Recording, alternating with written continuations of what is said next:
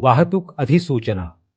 कल्याण, डोंबिवली, अंबरनाथ आणि बदलापूरमधील सर्व नागरिकांना विनम्र आवाहन. लोढा पलावा एक्सप्रिया मॉल डोंबिवली पूर्व येथे रेल्वे विभागाच्या DFCC या महत्त्वाच्या प्रकल्पाअंतर्गत पलावा जंक्शनकडे जाणाऱ्या वाहिनीवर निळजे रेल्वे ब्रिजचे पुनर्बांधणीचे काम 5 फेब्रुवारी 2025 रात्री 12 पासून ते 10 फेब्रुवारी 2025 रात्री 12 पर्यंत या कालावधीत होणार आहे.